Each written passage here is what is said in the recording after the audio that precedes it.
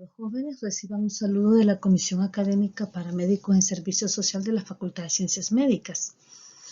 El día de hoy estaremos revisando el tema de tratamiento de la hipertensión arterial.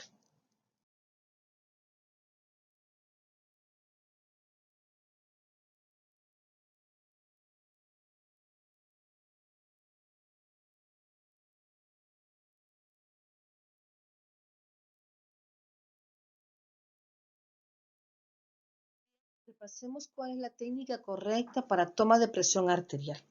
El paciente debe estar sentado cómodamente, haber descansado al menos 5 minutos antes de comenzar a tomar la presión. El brazalete debe estar colocado a nivel del corazón. El paciente tiene que estar apoyado la espalda y el brazo para evitar que hayan contracciones musculares que puedan aumentarnos la presión. Es importante que al momento de tomar la presión arterial, el brazalete debe de ser colocado 2 a 3 centímetros por arriba del pliegue del codo. ¿Por qué es importante tener en cuenta esto?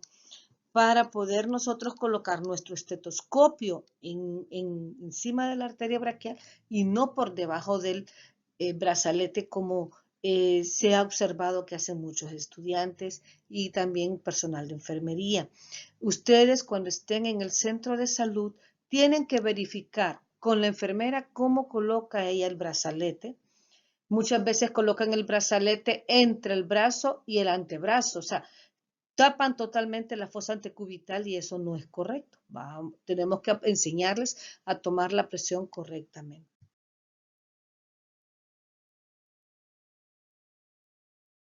Es importante utilizar un brazalete apropiado para el tamaño del brazo. Debe de envolver completamente el brazo y cerrarse con facilidad. Si es un brazalete muy pequeño, va a darnos mediciones incorrectas, al igual que un brazalete muy grande.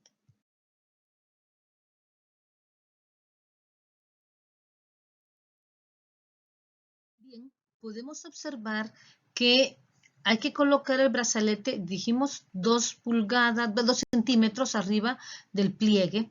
Palpamos la arteria braquial y entonces vamos a insuflar para identificar en qué momento está la presión diastólica palpable. Luego bajamos rápidamente el manguito y procedemos a colocar el estetoscopio a ese nivel. El estetoscopio no se coloca por debajo del brazalete, se coloca justo sobre la arteria.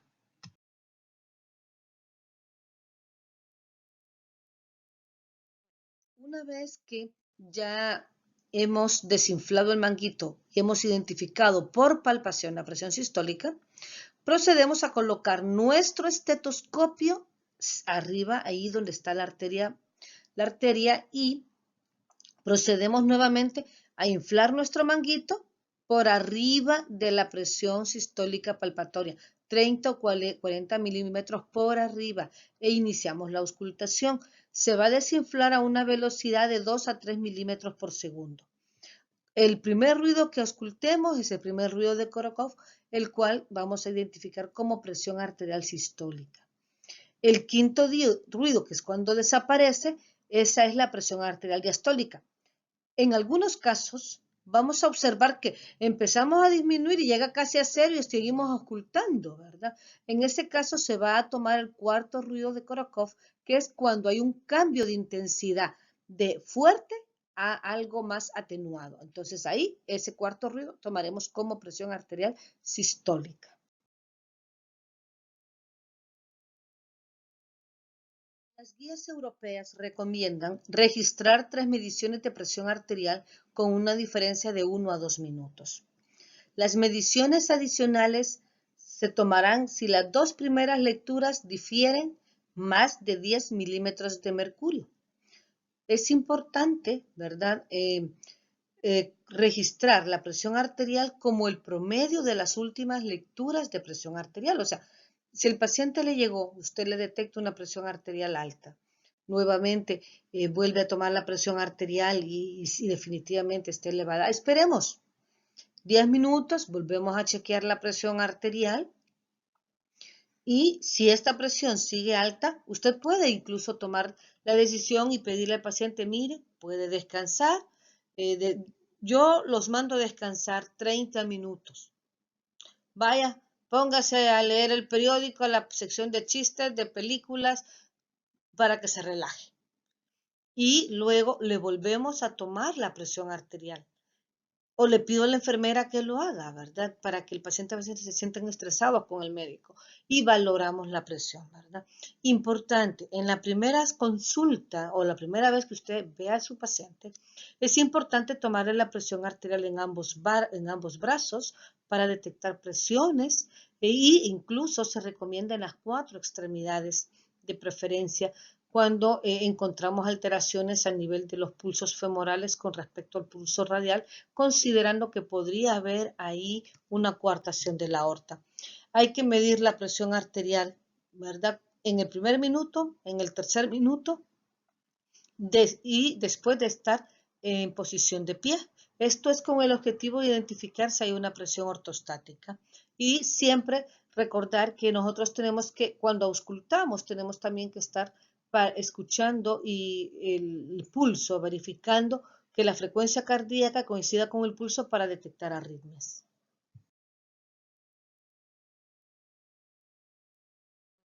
En la clínica nosotros detectamos pacientes con cifras tensionales menores de 120-80. La recomendación es que sus cifras tensionales debe chequeárselas cada 5 años.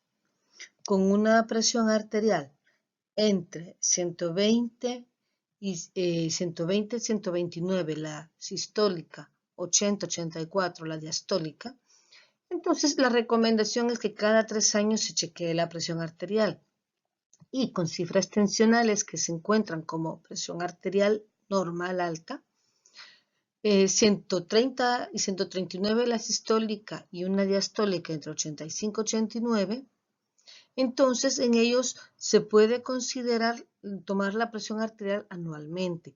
Siempre con pacientes que tienen estas cifras tensionales hay que descartar que no esté una hipertensión enmascarada y se les recomienda, si así lo sospechamos, que se esté tomando la presión arterial fuera de la clínica, que se las pueda tomar en la casa, por ejemplo. O se puede hacer un monitoreo ambulatorio de presión arterial.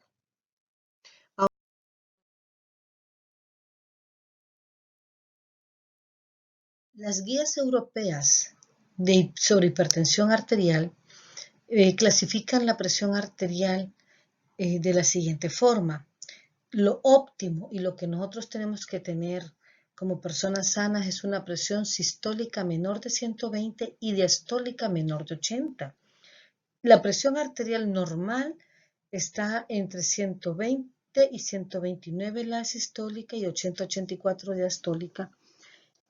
Presión arterial elevada, ¿verdad? O por arriba de lo normal, mejor dicho, es 130-139 en sistólica y diastólica 85-89. Ahora, hipertensión grado 1 es el valor de presión sistólica que está por arriba de 140 hasta 159 y con valores en presión diastólica de 90-99. Hipertensión arterial grado 2 es aquella que se encuentra entre 160 y 179 la sistólica y la diastólica entre 100 y 109. Y grado 3 es aquella presión que está por arriba o igual a 180 y 110 de diastólica. También está el término de hipertensión sistólica aislada, que es toda presión por arriba de 140-90. Bien, ahora, ¿cómo vamos a catalogar un paciente que viene con una presión arterial? Digamos que viene con la sistólica en 160, pero la diastólica está en 95. O sea, la sistólica corresponde a hipertensión grado 2 y la diastólica, que es 95, a hipertensión grado 1. ¿Dónde debo clasificar al paciente? Lo vamos a clasificar en la presión más alta. O sea, el paciente tiene una hipertensión grado 2. Bien, cuando el paciente ya iniciamos tratamiento y las presiones se normalizan, el paciente siempre sigue siendo un hipertenso grado 2, solo que controlado.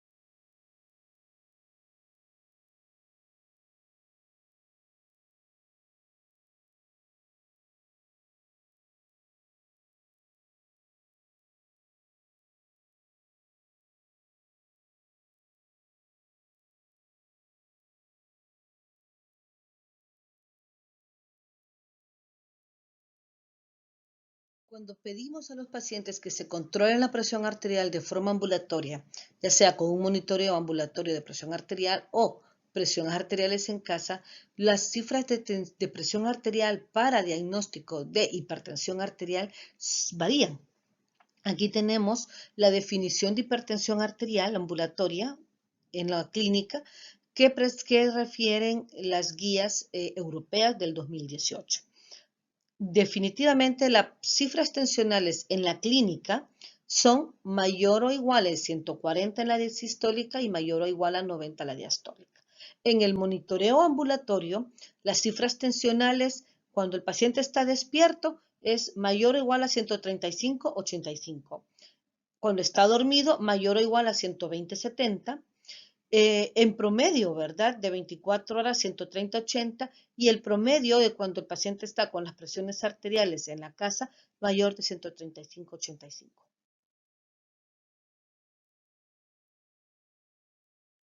La hipertensión arterial es una enfermedad crónica, no transmisible, es una enfermedad controlable, etiología, muchas causas, y que se caracteriza pues que al no tener un buen control va disminuyendo la calidad de vida del paciente.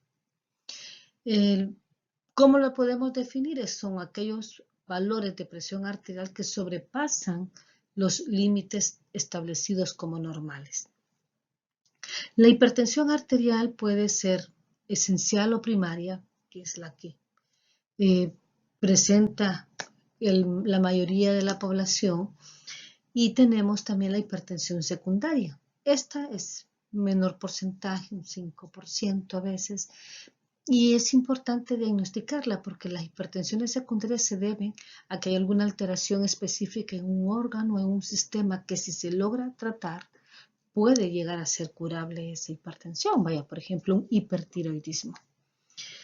Es importante también saber que hay pacientes que son muy sensibles al estrés y presentan cifras tensionales elevadas, pero es de forma transitoria, no son permanentes.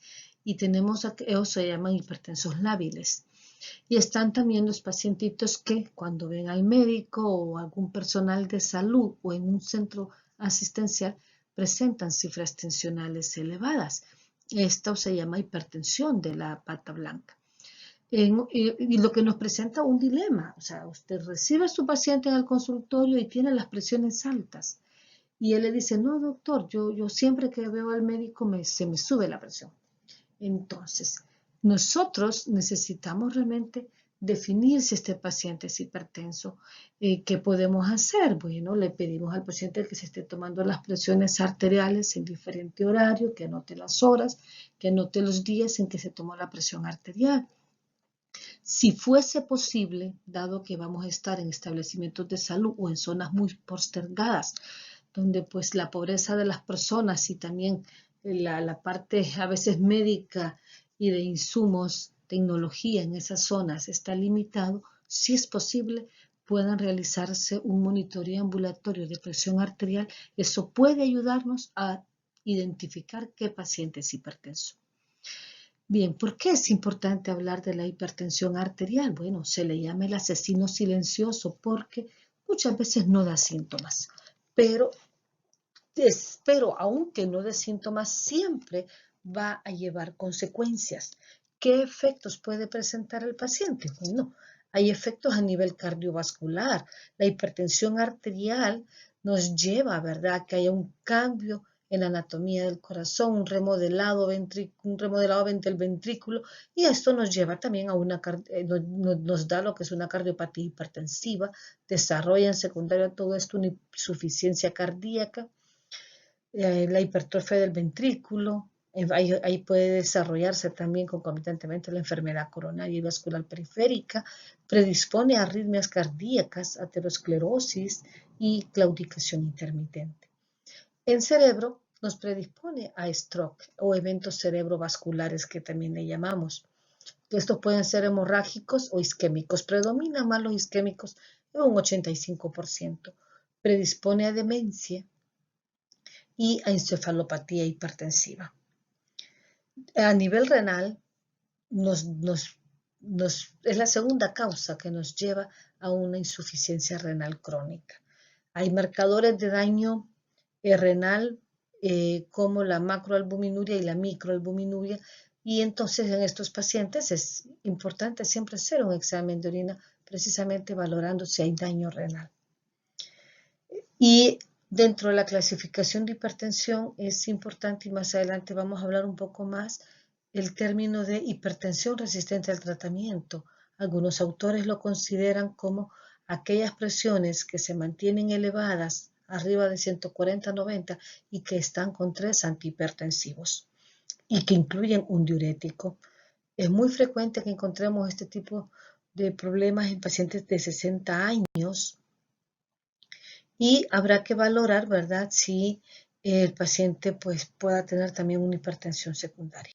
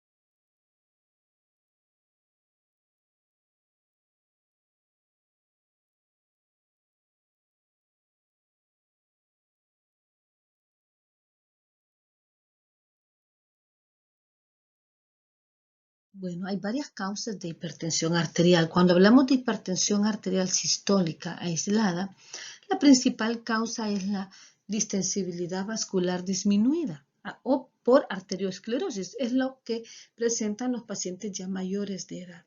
También puede haber una hipertensión arterial porque el gasto cardíaco está aumentado, como en la tirotoxicosis o en la anemia, que hay un corazón hiperkinético. En las causas de hipertensión arterial, tanto sistólica y diastólica, pues tenemos causas renales como el riñón poliquístico, tumores renales.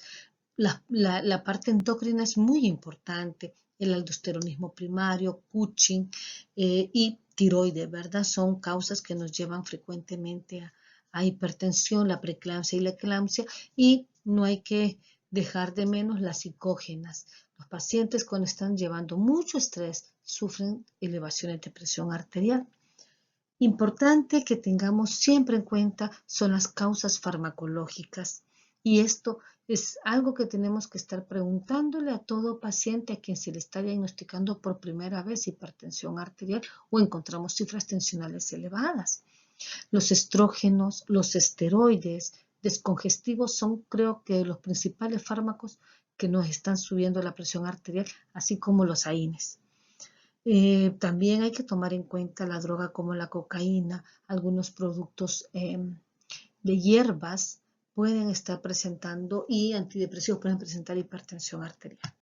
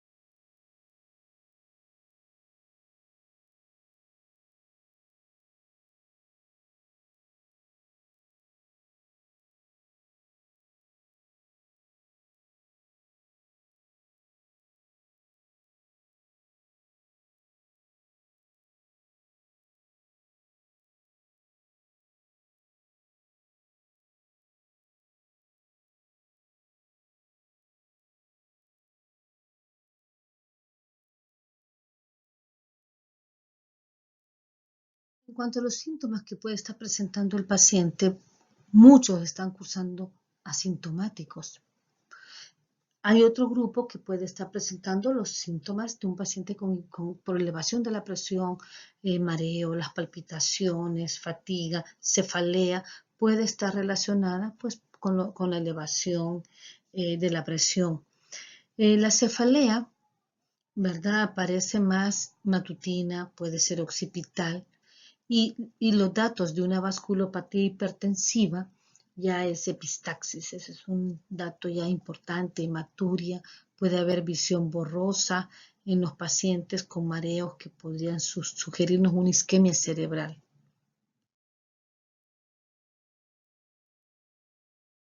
Todo paciente con hipertensión arterial tenemos que ser muy minuciosos en la evaluación. Hay que hacer una historia clínica detallada, examen físico apropiado y indicar los estudios tanto del laboratorio como de gabinete pertinentes. Dentro de la historia clínica, nosotros tenemos que identificar si el paciente tiene factores de riesgo.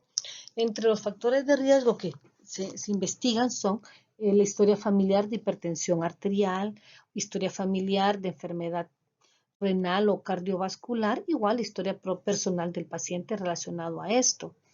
Necesitamos identificar si hay datos de hipercolesterolemia familiar como un factor de riesgo Si hay tabaco, historia personal de tabaco, la dieta que está consumiendo el paciente, la ingesta de sal, el consumo del alcohol, si tiene una vida sedentaria o hace ejercicio, si hay problemas de disfunción eréctil o problemas de sueño, que haya ronquidos, que haya datos de apnea en la noche, que puedan orientarnos en este caso a una hipertensión pues, secundaria, apnea obstructiva del sueño. Si hay datos de hipertensión previa en la mujer, por ejemplo, en la preeclampsia y eclampsia, es importante también definir, ¿verdad? En el paciente, pues también factores o síntomas que nos evidencian que haya daño ya de un órgano secundario a la hipertensión arterial o a enfermedad cardiovascular. Por ejemplo, si el paciente refiere cefalea, vértigo, síncope, empeoramiento de la visión, datos de un déficit motor sensitivo transitorio que nos orienta a un ataque isquémico transitorio o un daño permanente como un evento cerebrovascular. Si ha tenido alguna revascularización, un empeoramiento en su estado cognitivo o datos de demencia, son datos importantes que tenemos que considerarlo especialmente en ancianos. Cuando evaluamos corazón, necesitamos en la historia clínica, en el anamnesis, preguntar si tiene datos de dolor torácico, si este ha sido opresivo, si este se irradia, si se presenta este dolor torácico al hacer esfuerzo, si ha habido disnea o disnea tanto al deambular como ortopnea o disnea paroxística nocturna, edema, que puedan orientarnos a una insuficiencia cardíaca, si hay datos de infarto de miocardio, si ha tenido revascularización coronaria, siempre el síncope, las palpitaciones o arritmias, si ha tenido, ¿cómo se llama? O si le han diagnosticado insuficiencia cardíaca o ha tenido fibrilación auricular. Es importantísimo el diagnóstico o el antecedente de infecciones urinarias a repetición, si hay datos de hematuria, nicturia, poliuria, y también si el paciente ha tenido, por ejemplo, frialdad en las extremidades, dolor al caminar, claudicación intermitente o revascularización periférica, y el antecedente de enfermedad renal como la enfermedad renal poliquística. Dentro de los datos también nosotros tenemos que buscar, ¿verdad? Datos que nos sugieran una causa secundaria. ¿En quiénes vamos a sospechar que hay una hipertensión secundaria? Bueno, en un paciente joven menor de 40 años es mandatorio buscar una causa secundaria, especialmente si el paciente tiene ya una hipertensión grado 2 o 3. La instauración rápida o desarrollo rápido de hipertensión es importante. También los antecedentes de enfermedad renal o urinaria. Si ha consumido drogas, cocaína, por ejemplo, el esteroide, los vasoconstrictores nasales, la quimioterapia, licor, son datos que aportan para orientarnos a una hipertensión secundaria. Un feocromocitoma, ¿cuándo lo vamos a sospechar? Si el paciente ha tenido diaforesis, cefalea, ansiedad o palpitaciones, nos orientan a esta patología. Un hiperaldosteronismo, ¿en quién lo vamos a sospechar? En los pacientes que los diuréticos les provocan hipocalemia, debilidad muscular. Eso es importantísimo. También el hiperparatiroidismo, cuando nosotros tenemos ya datos que, problemas con el calcio, que nos estén orientando a esto. Enfermedades tiroideas, ya dijimos, en el hipertiroidismo, pérdida de peso, palpitaciones, temblor fino, o en el hipotiroidismo, que también se puede asociar raramente, pero se asocia a hipertensión, el aumento de peso, la fatiga, la falta de concentración. Tenemos que investigar si ha estado usando anticonceptivos hormonales, que estos también nos llevan, orales o parenterales, estos nos llevan a hipertensión arterial, la historia obstructiva del sueño, y es importantísimo también en los pacientitos identificar qué tratamientos ha recibido antihipertensivos, si los ha recibido, cuál fue el efecto, si hubo disminución de la presión arterial, si hubieron efectos adversos a estos medicamentos, ¿por qué los abandonó? ¿Fue que los abandonó? ¿Fue que no los toleró? ¿O fue porque ya fue una indicación médica? ¿Y por qué fue esa indicación médica? Entonces, tenemos que investigar la causa. Hay pacientes que dejan un medicamento porque sienten malestares. Como les dije, los diuréticos pueden producir debilidad. Los IECA pueden producir tos o el beta bloqueo puede producir episodios de hiperreactividad bronquial o de exacerbar el asma. Pero a veces los pacientes los abandonan no porque no les funcionara, sino por los costos. Y esto nos tiene que dar un parámetro también a la hora de buscar el tratamiento idóneo. He tenido pacientes que les han dado lo último en medicamentos, caros por cierto, y el paciente los deja 2, 3 meses y ya ni vuelven a control con el médico porque les da pena decirle que el medicamento ya no lo pueden comprar. Y terminan asistiendo al Seguro Social o a un centro asistencial del Estado a ver qué solución se le busca en este centro, algo más cómodo, más barato, igual pues, tal vez hasta con un poquito más de efectos adversos, pero también nosotros tenemos que, al dar un medicamento, hacerle saber al paciente y ser muy claros, mire, lo ideal es este medicamento. Todo paciente con hipertensión,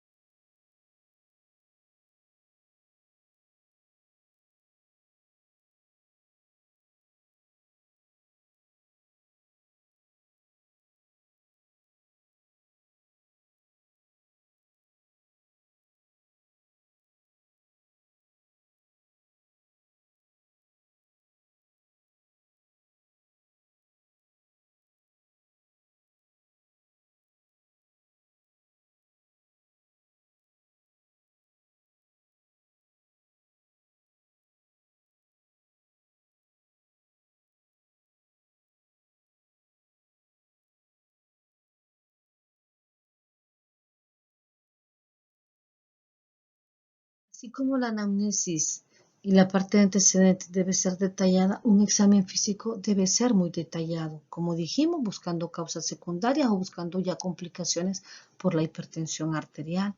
Entonces tenemos que revisar cómo está el peso, la talla, la cintura es importante identificar. Vemos las fases, si es una cara de luna llena, si es una persona que está adelgazada. Hay que revisar también en el paciente cómo está la parte muscular, si no es algo desproporcionado, como en coartación de la aorta, donde los brazos se desarrollan bien, pero las extremidades inferiores no es así. Hay que tomarle la presión arterial la primera vez, acostado, sentado, en las 4 extremidades también, para identificar si hay alguna alteración entre las presiones. En ojos hay que hacer un fondo de ojo y buscar datos que nos puedan informar si hay una retinopatía hipertensiva que ya implica un daño y que es algo de larga duración, intensificación del reflejo luminoso, los cruces arteriovenosos están alterados, pueden haber manchas algodonosas, exudados duros, papiledema cuando hay una hipertensión maligna. También tenemos que revisar el corazón. Y el corazón, pues hay que auscultarlo, identificar si hay datos de algún soplo, alguna valvulopatía, verificar si hay datos de un tercer y cuarto ruido cardíaco que nos puedan orientar a una insuficiencia cardíaca y buscar datos de hipertrofia ventricular en el examen físico. ¿Dónde los puedo ubicar? Bueno, choque de punta que esté desplazado, que esté ampliado, también de diámetro puede orientarnos a una hipertrofia ventricular. Datos de insuficiencia cardíaca, la disnea, la ortopnea y en el examen físico, la ingurgitación yugular, los estertores que puedan haber en pulmones y el edema en miembros. Ahora, también hay que revisar el abdomen, auscultar el abdomen buscando soplos, especialmente en pacientitos muy jóvenes. Eso puede ayudarnos, datos de enfermedad poliquística y un aneurisma abdominal. Recuerden que en el examen físico tienen que revisar siempre el cuello, ser muy minuciosos cómo hacerlo, tratando de palpar tiroides, auscultando a ver si hay soplos ahí en las arterias. Si el paciente ha tenido antecedentes de ceguera súbita, esto podría ser una alteración por isquemia retiniana, entonces hay que hacer un fondo de ojo y ver si hay datos de isquemia de disco óptico.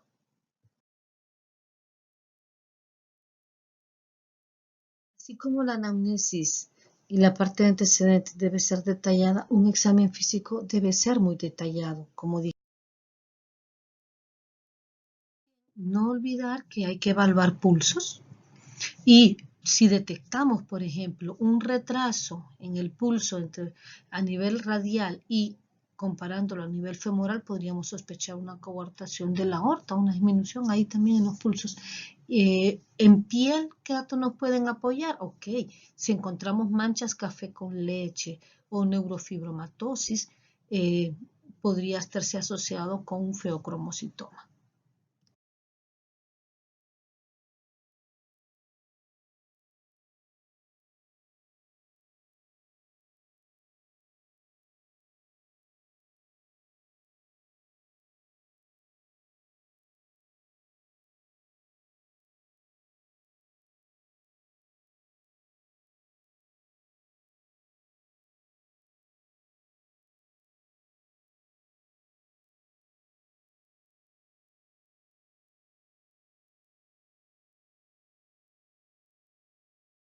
Exámenes que hemos de indicar a un paciente, debemos de tomar como exámenes básicos el hemograma. Ahí identificamos cómo está la hemoglobina y el hematocrito del paciente.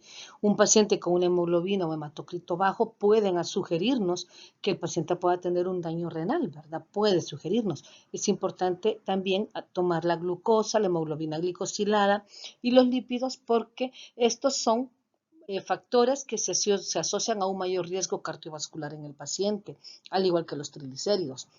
Se indican electrolitos, potasio y sodio. Recordemos pues que muchos pacientitos que tienen el potasio disminuido podrían estar asociados con un hiperaldosteronismo primario. Estos pacientes van a presentar debilidad, fatiga, cansancio y también tenemos que revisar el sodio, ¿verdad? Que podemos verlo alterado en enfermedades como Cushing. Y aparte de eso, nos interesan también los electrolitos porque los medicamentos que nosotros vamos a dar en el tratamiento de la presión arterial pueden incluirse los diuréticos que tienen un efecto considerable a nivel de electrolitos. Los niveles de ácido úrico, igual, los diuréticos pueden tener un impacto en pacientes con el ácido úrico. Así que si nosotros encontramos un paciente que ya tiene el ácido úrico elevado, debemos de reconsiderar el uso de los diuréticos en ellos. Es importante medir la creatinina, calcular el filtrado del glomérulo para definir si hay datos de enfermedad renal crónica en el paciente y decidir qué conducta vamos a dar y qué medicamentos vamos a continuar. La función hepática, en la cual puede estar elevada en algunos pacientitos que ya como parte de un síndrome metabólico tengan un hígado graso. Y hay medicamentos antihipertensivos que pueden tener un impacto a nivel del hígado, ¿verdad? Como la alfametildopa. El examen de orina también es importante. Si hay datos de proteína en este examen, pueden nos pueden sugerir que hay daño renal. Es importante medir la relación, ¿verdad?, que hay entre creatinina y albúmina también para evidenciar, ¿verdad?, el daño renal. Exámenes que hemos de indicar a un paciente, debemos de tomar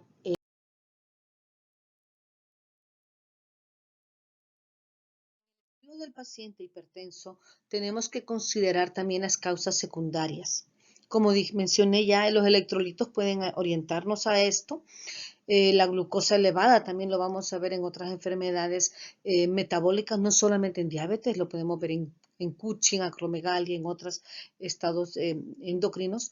Ahora, si sospechamos un hipertiroidismo o un hipotiroidismo, también nosotros a nivel de medicina general podemos mandar a hacer estos estudios. Mandamos a hacer una TSH. ¿Solo TSH? Sí. El resto de pruebas tiroideas lo haremos si la TSH sale alterada. Si la TSH sale elevada, sospecharemos un hipotiroidismo. Si la TSH sale disminuida, un hipertiroidismo aunado a la clínica. El hipertiroidismo, el paciente va a estar con una pérdida de peso, va a haber temblor, pueden haber palpitaciones. En los pacientitos ancianitos lo que presentan son fibrilación auricular. Y en el paciente hipotiroideo, un aumento de peso, fatiga, cansancio, puede haber facies abotagadas ya en etapas muy avanzadas. Hay otros estudios que también vamos a indicar para el paciente en quien sospechamos una eh, hipertensión arterial secundaria.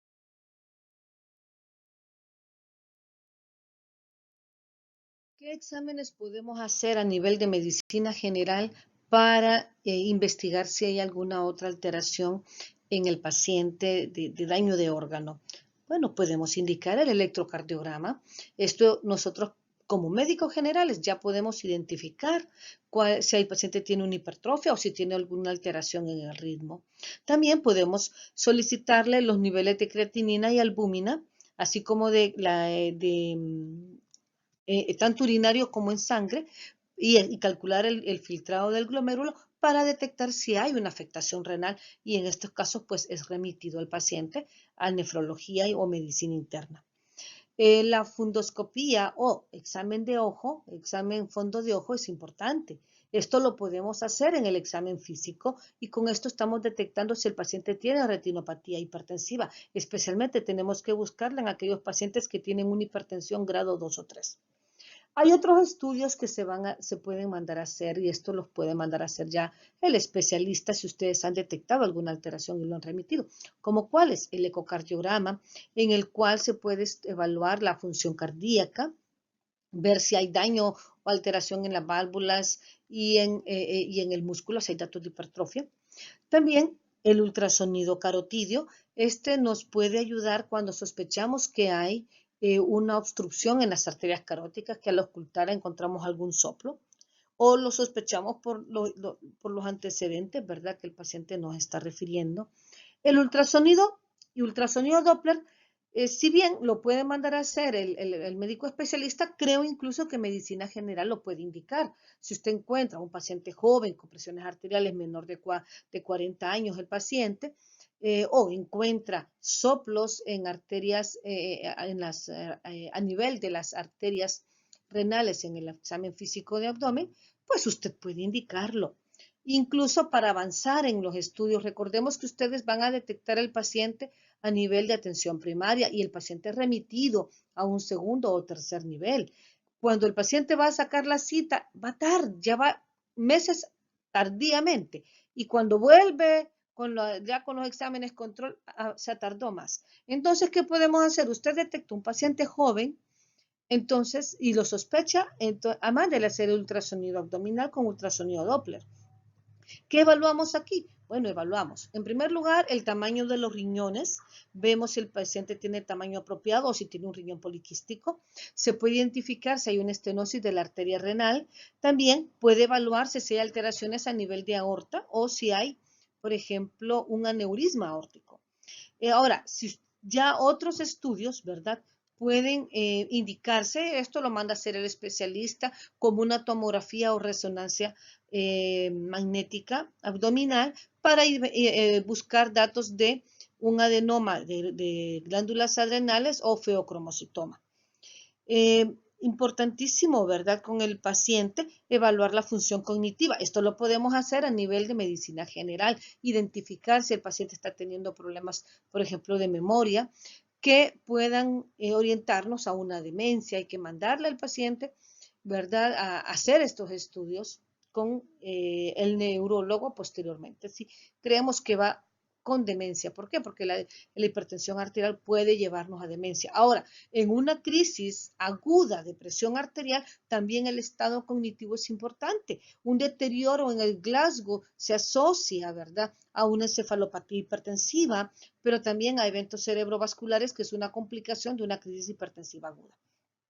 Los estudios de imagen, claro que se indican en un paciente que está en el momento agudo para descartar que no sea un evento isquémico o un evento hemorrágico. Y en un paciente que se maneja de forma ambulatoria y que está teniendo pérdida de memoria, pues para identificar cuáles pueden ser las causas de esta pérdida de memoria en el paciente, de esa demencia que está presentando, y esto lo evalúa el neurólogo. Bien, la pregunta que tenemos a nivel de medicina general es ¿cuándo voy a referir al paciente? Bien, en todo paciente en quien nosotros sospechemos una hipertensión secundaria, si es un paciente menor de 40 años, ya hipertensión grado 2 o 3, debemos de remitirlo. Pacientes que son resistentes al tratamiento, que ya hablaremos de ellos, pacientes en los que ya hay un daño de órgano, en el cual ese daño de órgano influye en decisiones de tratamiento. Por ejemplo, un paciente que viene hipertenso, 160-90 con una creatinina en 8 o 9, definitivamente tenemos que remitirlo porque el tratamiento de él también va a ser necesario que sea intervenido ya con interconsultado con nefrología y ir tomando decisiones de acuerdo al estado general del paciente si va a diálisis o no. Pacientes con hipertensión de inicio repentino, ¿verdad? Que previamente estaba normal y que reiteradamente las cifras están altas, hay que remitirlo para estudio. Y cualquier otra circunstancia clínica que nosotros consideramos que amerita un manejo especializado, por ejemplo, una tormenta tiroidea, pacientes con hipertiroidismo descompensado, pues ameritan manejo especializado. Ahora bien, remitir al paciente no significa que no le daré un manejo inicial al momento de remitirlo. Así, mire, tiene 210 sobre 120, usted cree que es un infarto, váyase al hospital. Tenemos que darle el manejo inicial. Mire, tome este medicamento, voy a unir Irbesartán, 300 miligramos, le damos el manejo de infarto inicial que tengamos a mano y lo remitimos. O sea, no mandaremos a un paciente con las cifras totalmente elevadas. O sea, le damos el manejo inicial y se remite para que allá pueda ser estudiado. El paciente hipertenso es necesario que inicie tratamiento si las presiones arteriales están arriba de 140/90. Ya vamos a ver lo que dicen las guías europeas del año 2018. El beneficio que vamos a tener con que el paciente mantenga una presión arterial dentro de los parámetros establecidos es una reducción en la morbilidad y mortalidad de origen cardiovascular y renal.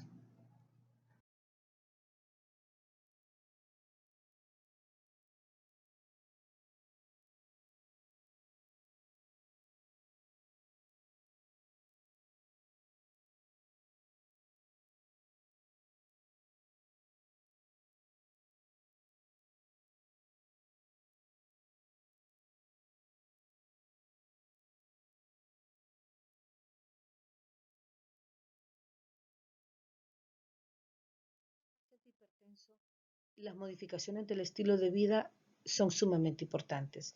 En los pacientes con presión arterial normal alta, sistólica de 130 a 139 o diastólica de 85-89, se va a considerar iniciar tratamiento si el paciente se encuentra con un alto riesgo de enfermedad cardiovascular o coronaria. En los pacientes que tienen una hipertensión grado 1, se debe de iniciar inmediatamente también tratamiento en aquellos pacientes que tienen alto riesgo de enfermedad cardiovascular, enfermedad renal o que tengan ya afectación de un daño, o que tengan daño de órgano. En el paciente grado 2, también se recomienda iniciar tratamiento inmediatamente, igual que en el paciente con grado 3. Y es importante que nosotros tengamos como meta que ellos lleguen a una meta, a un control en los 3 meses siguientes.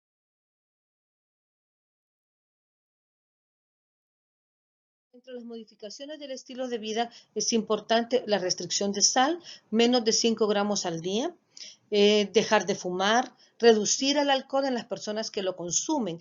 Esto en hombres se recomienda menos de 14 unidades por semana y en mujeres menos de 8 unidades por semana. Entiéndase una unidad de alcohol como 125 ml de vino y 250 ml de cerveza. Importante que el paciente que no bebe, que no consuma, ¿verdad?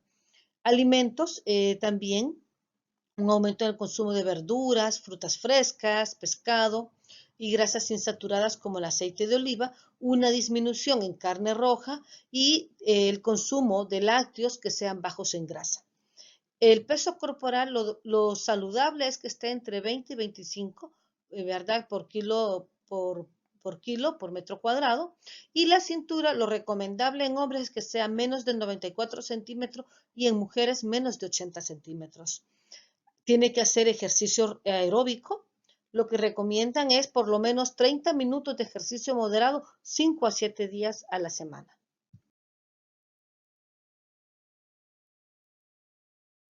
Se recomienda que el primer objetivo del tratamiento sea reducir la presión arterial a menos de 140/90 en todos los pacientes y siempre que el tratamiento sea bien tolerado.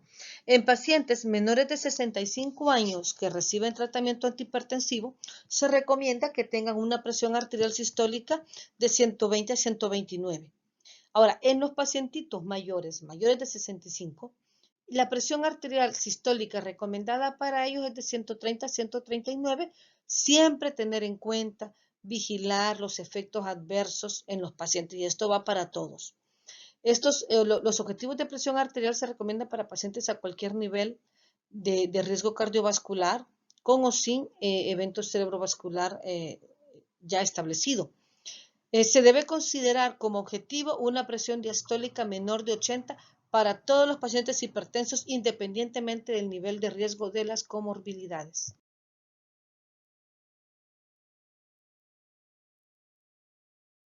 Un paciente que tiene una hipertensión arterial no complicada se inicia con monoterapia si la presión arterial es menor de 150 en ancianitos o en pacientes frágiles. Pacientes con presiones arteriales mayores de 150 se debe de dar una terapia dual. Puede ser la combinación de un IECA o ARA2 más un calcio antagonista o diurético. En un centro de salud en los que ustedes estarán, el fármaco que hay ahí es enalapril. Pues iniciaremos con un enalapril combinándolo con amlodipina o con hidroclorotiazida o furosemida. Si disponemos de ARA2, podemos utilizarlo en aquellos pacientes que no nos toleren los IECAS o tienen efectos adversos. Podría ser candesartán, losartán o irbesartán combinado con amlodipina o nifedipina o un diurético.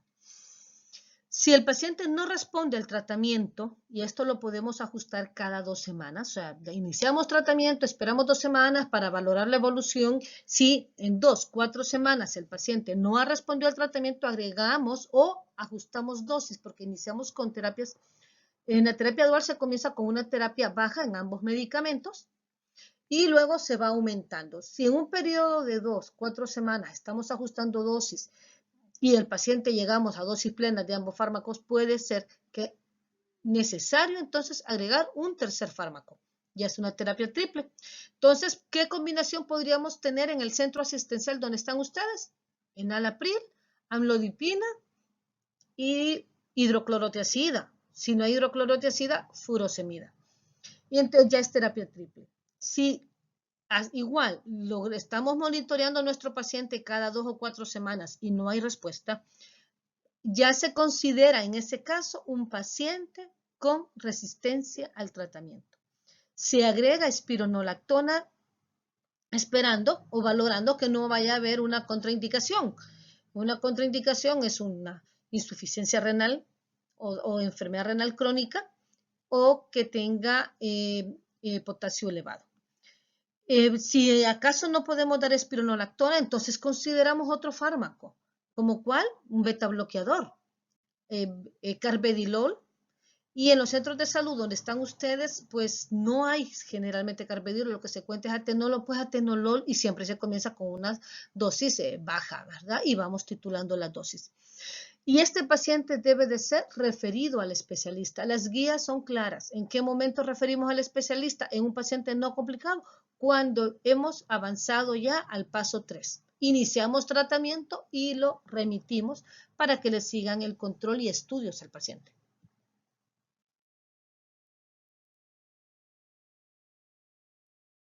Los pacientes hipertensos con enfermedad coronaria son pacientes que son manejados por especialista. Sin embargo, una vez que el especialista le da citas 3, 6 meses, un año en un hospital de segundo y tercer nivel, los pacientitos, sus controles y sus problemas de salud acuden a un centro de atención primaria. Y ahí es ahí donde usted va a estar en contacto con este tipo de paciente y tiene que tener los principios necesarios para poderlo manejar. Un paciente con enfermedad coronaria muchas veces va a estar manejado con monoterapia si sus cifras tensionales son menores de 150 en ancianitos o frágiles. Pero también usted puede considerar iniciar, ¿verdad?, monoterapia en un paciente que ya ha tenido enfermedad coronaria y que tenga cifras tensionales en 130. Este es cuando ya los pacientes ya presentaron el evento cerebrovascular, vaya, una isquemia cerebral o han tenido infarto. En ellos ya con 130 ya se puede iniciar tratamiento. Bien, la terapia dual, ¿verdad?, va a estar indicada en los pacientitos con presiones arriba de 150 si no están con un evento establecido o arriba de 130 si están establecidos. ¿Y la terapia dual en qué consiste? Bueno, podemos hacer combinación de fármacos. Un IECA o ARA2 más un beta bloqueo o un fármaco que trabaje a nivel de calcio antagonista. Bien, en su centro de salud podría ser enalapril más carvedilol idealmente, más un calcio antagonista que sería amlodipina. Podríamos iniciar también con amlodipina más darle un diurético o beta bloqueo o darle beta bloqueo más diurético. Entonces, tenemos una alternativa que ofrecerle a nuestro paciente. En la terapia triple ya es la combinación de los fármacos que están arriba, IECA 2 más un beta bloqueo más un calcio antagonista o un IECA más un beta bloqueo más un diurético. O sea, vamos a ajustar la terapia del paciente. Ahora, si el paciente no logramos controlarlo, en este paciente también estaría indicado iniciar espironolactona u otro fármaco al que podamos disponer, alfa bloqueante o beta bloqueante, si no sería beta bloqueo.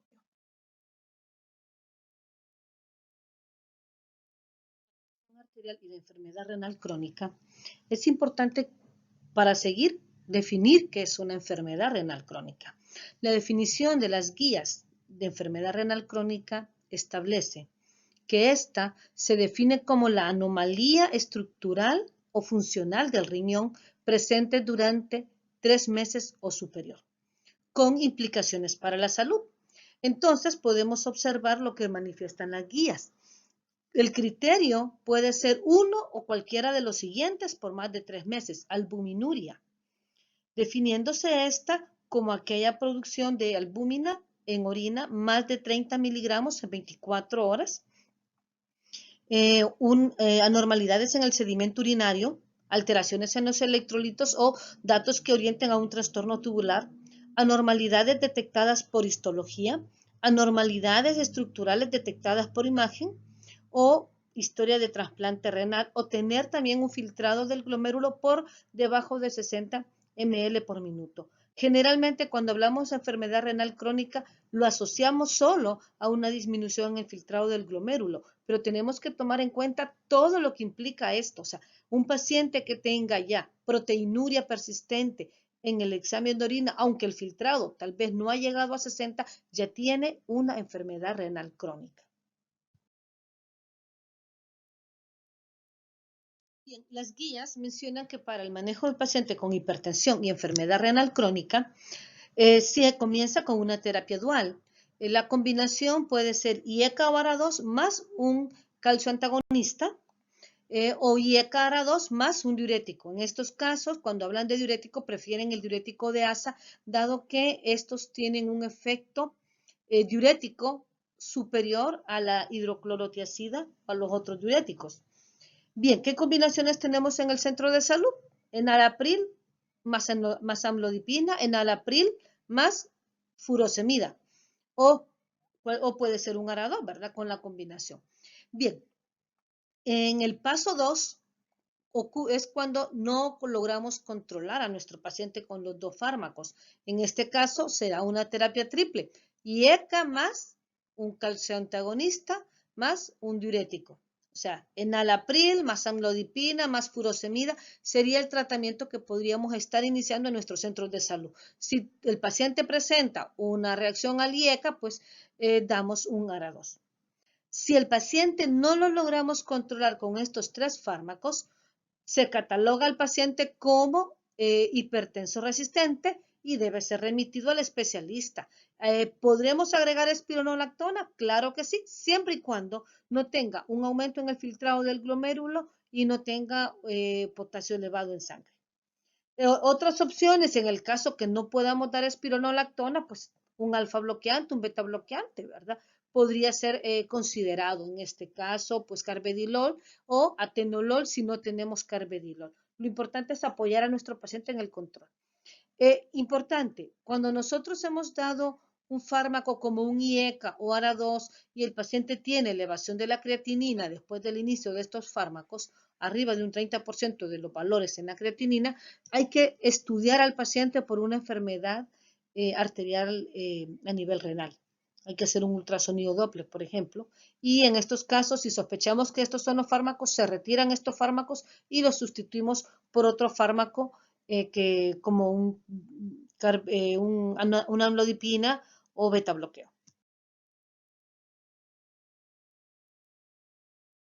Los pacientes con hipertensión arterial y que cursan con insuficiencia cardíaca, fracción de eyección reducida.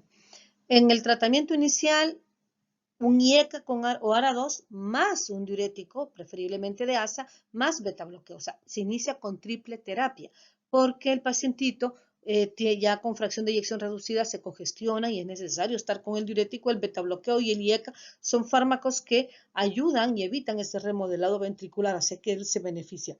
¿Cuándo no dar el beta bloqueo?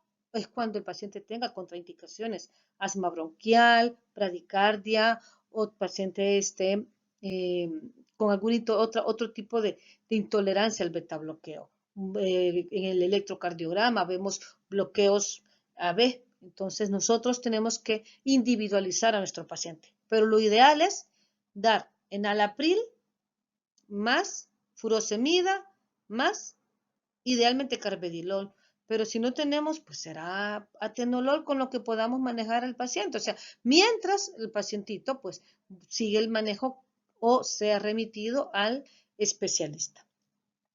Bien, en el paso 2, ¿qué hacemos? Si el paciente no lo logramos controlar, damos el manejo anterior más espironolactona. Importante, ¿verdad? Siempre tomar en cuenta que la espironolactona no se da si el paciente tiene la creatinina elevada o si tiene el potasio elevado. Y vamos a ir titulando el manejo. Ahora, si el paciente es insuficiencia cardíaca sin hipertensión arterial, pues seguimos los manejos de insuficiencia cardíaca. Este tema de insuficiencia cardíaca lo veremos en otra presentación que se les dará más adelante. Pacientes que tienen fibrilación auricular e hipertensión arterial, las combinaciones que se recomiendan como terapia inicial es IECA o ARA2 más beta bloqueo. En este caso, podría ser enalapril más carvedilol. Si no disponemos de carvedilol y hay una fuerte sospecha de una fibrilación auricular, pues daríamos atenolol en dosis bajas.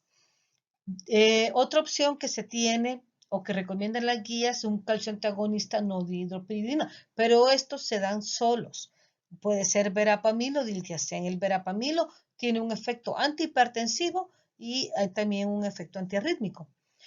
Otra combinación que se puede dar como terapia inicial es beta bloqueo más calcio antagonista no dihidropiridina. Por ejemplo, carvedilol con amlodipino o en todo caso, pues atenolol con amlodipino. En la terapia triple, cuando ya el paciente no nos respondió con la terapia dual, agregamos generalmente un diurético a la terapia que ya teníamos.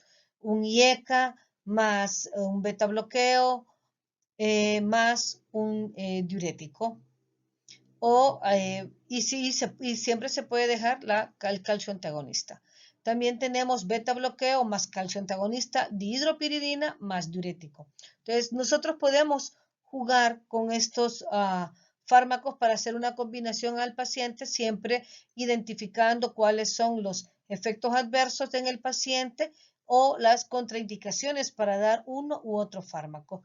En todo caso, estos pacientes pues deben de ser manejados por el cardiólogo o en su defecto pues medicina interna. Sin embargo, recordemos, ustedes lo van a recibir como atención primaria y si el paciente está hipertenso, tienen que saber qué tratamiento inicial dar mientras el paciente es remitido al especialista.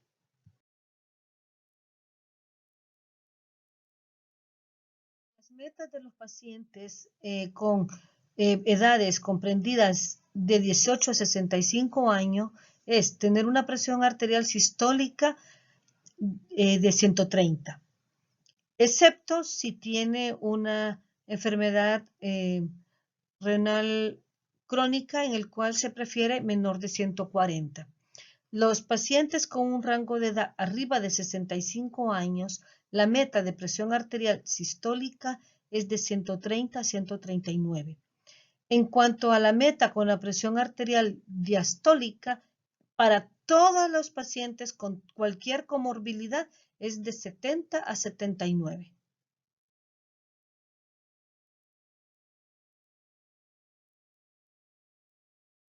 Es importante considerar también el por qué puede haber una falla terapéutica antes de aumentar medicamentos o agregar medicamentos. Hay que tomar en cuenta el incumplimiento del tratamiento. Es importante indagar en el paciente si ha estado tomando sus pastillas diariamente o si las interrumpió, si la dosis que está tomando es insuficiente. La dieta es sumamente importante. Una ingestión de sodio mayor a lo que determinan las guías puede también empeorarnos las cifras tensionales. Hay que investigar si ha desarrollado un daño renal, un aumento de peso. El antagonismo farmacológico también hay que considerarlo. Un paciente que está con un problema respiratorio y que otro médico le agregó medicamentos como antitusivos que elevan la presión arterial o aumentó también el consumo de café o buscar otras formas secundarias de hipertensión. Cuando hablamos de emergencia hipertensiva, es aquella en la cual hay una hipertensión severa y hay un daño de órgano agudo y generalmente o potencialmente mortal. Urgencia hipertensiva son cifras tensionales elevadas, datos de hipertensión severa, pero no hay datos de daño de órgano de forma aguda.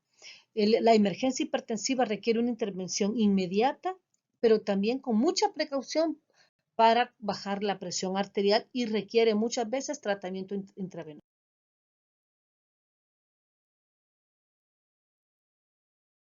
La evaluación de un paciente que tiene una emergencia hipertensiva, es necesario que hagamos un fondo de ojo detallado. Hay que revisar si hay datos de hemorragias retinianas.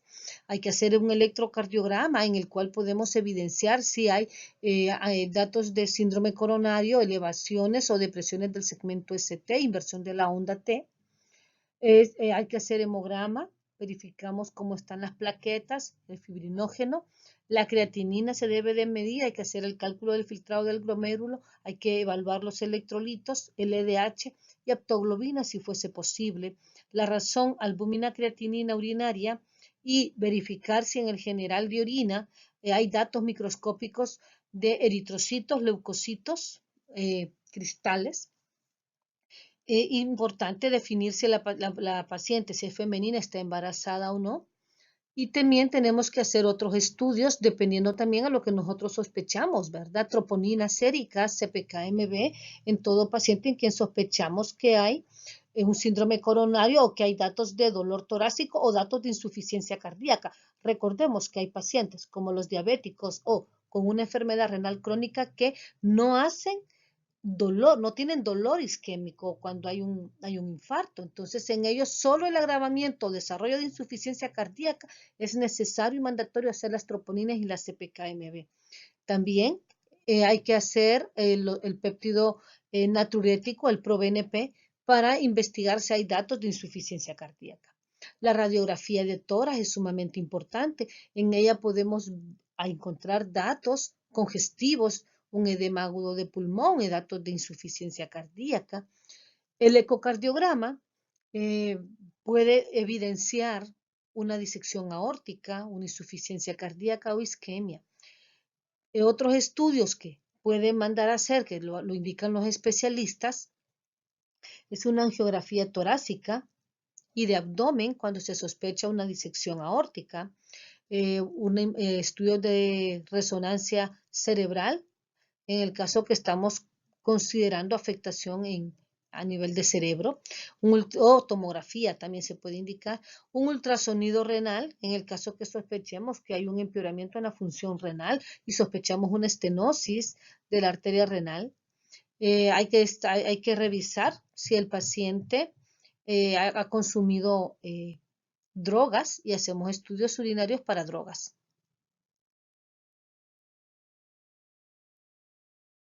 Es importante conocer lo que recomiendan las guías de acuerdo al tipo de emergencia hipertensiva que se nos puede presentar.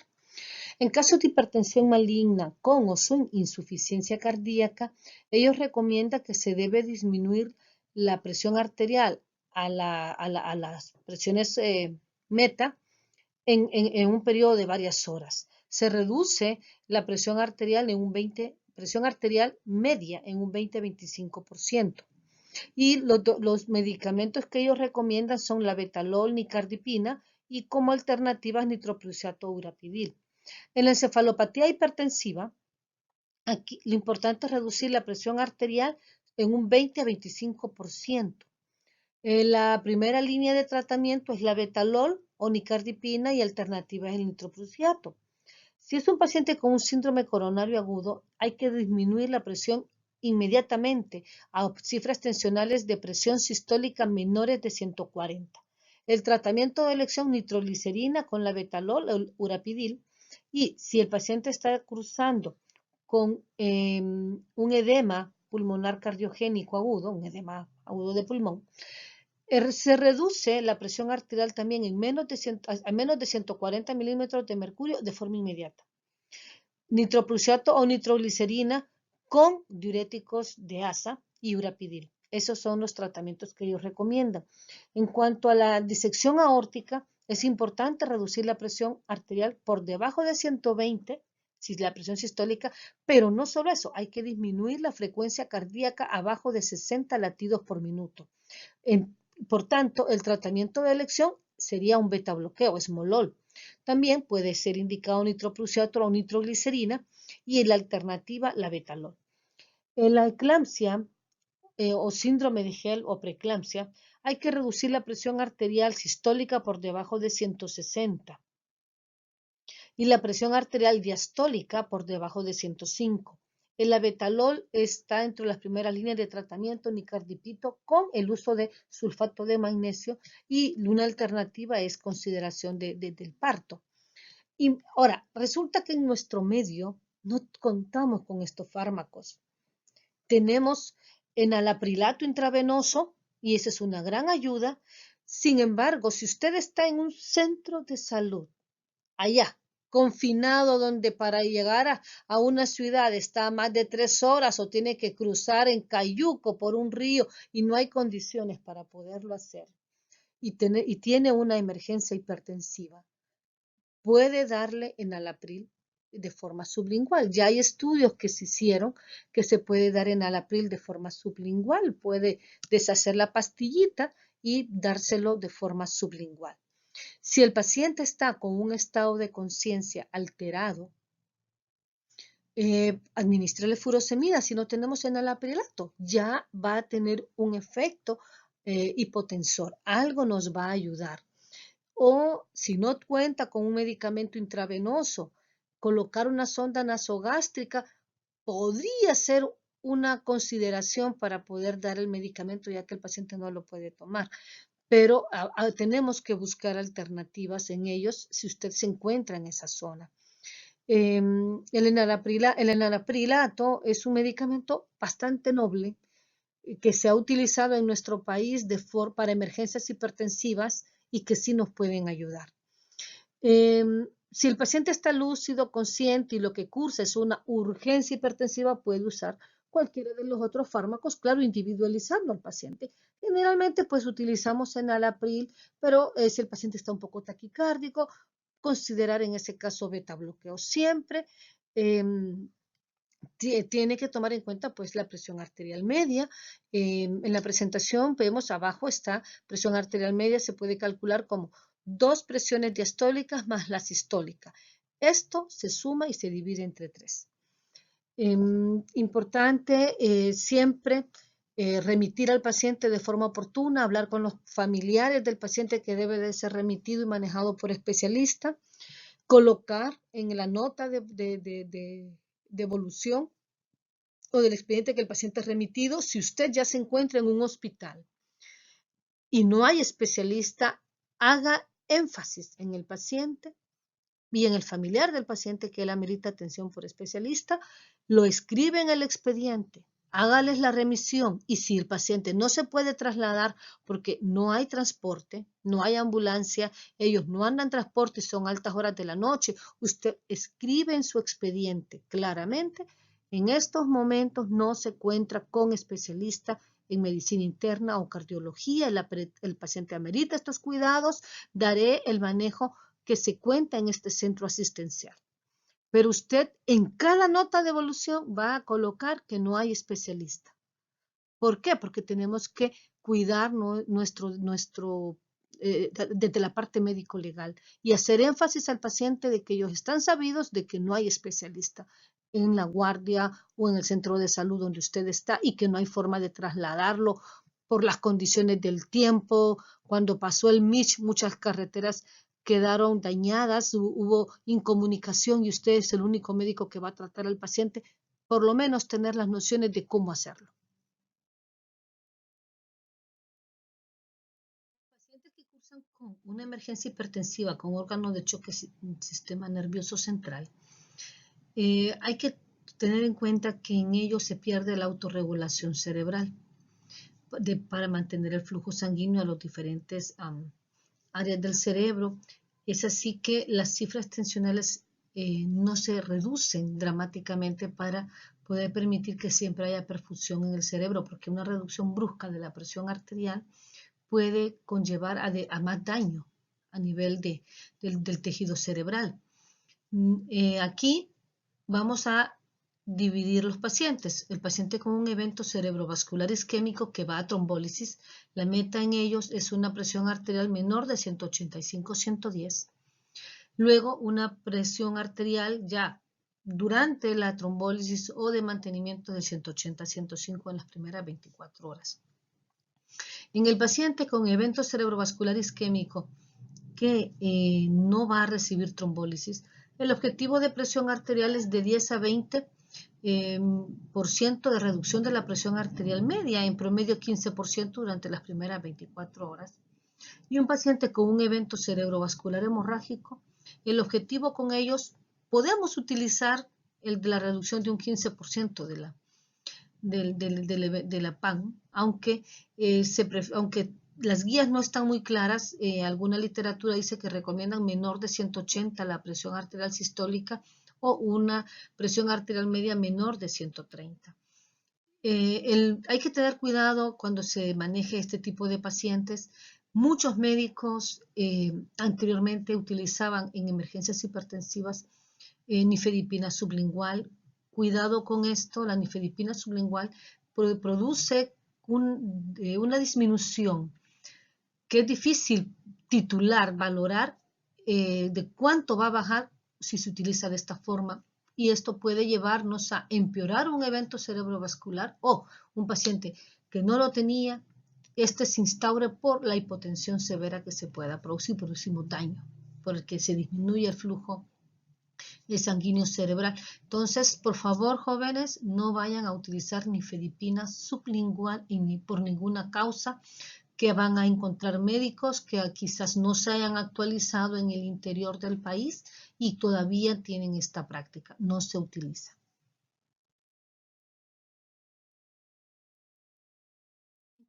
fármacos que utilizamos en emergencias hipertensivas, las guías pues recomiendan varios, como podemos ver en esta tabla y la siguiente diapositiva. Sin embargo, pues haré énfasis en la betalol, que es en el que ocasiones se maneja en algunos hospitales o por lo menos en las farmacias que manejan medicamentos de tipo hospitalario. El labetalol es un medicamento que tiene un inicio de acción de 5 a 10 minutos, una duración de 3 a 6 horas. La dosis en bolo es de 0.25 a 0.5 miligramos por kilo. Posteriormente, se da una infusión en el que se administra de 2 a 4 miligramos por minuto hasta llegar a la meta. Una vez alcanzada la meta, pues se deja entre 5 y 20 miligramos por hora. El medicamento está contraindicado en pacientes que tienen bloqueos cardíacos, insuficiencia cardíaca, asma, bradicardia, y dentro de los efectos adversos esperados está la broncoconstricción, la bradicardia en el paciente, y si es una mujer embarazada también puede haber bradicardia en el bebé.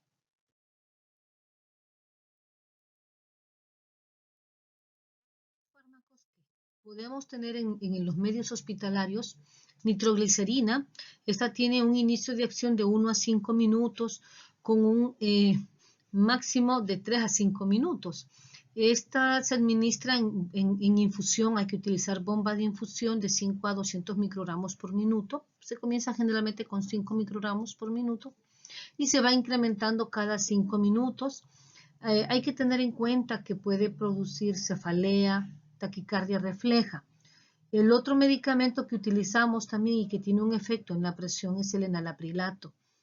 Este pues no siempre está en los hospitales tampoco, pero se consigue más fácilmente en farmacias que están cerca de hospital. El inicio de acción es de 5 a 15 minutos con una duración máxima de 4 a 6 horas. La dosis que se recomienda es de 0.625 a 1.25 miligramos. Se administra en bolos. Harrison recomienda que esta administración debe darse en un periodo de 5 minutos, a pasarlo lentamente. Hay que tener cuidado si el paciente tiene historia de angioedema y está contraindicado totalmente, pero tenemos que vigilarlo. Si es la primera vez que se administra un IECA, hay que vigilar por el desarrollo de angioedema. La dosis máxima recomendada son 5 miligramos por dosis.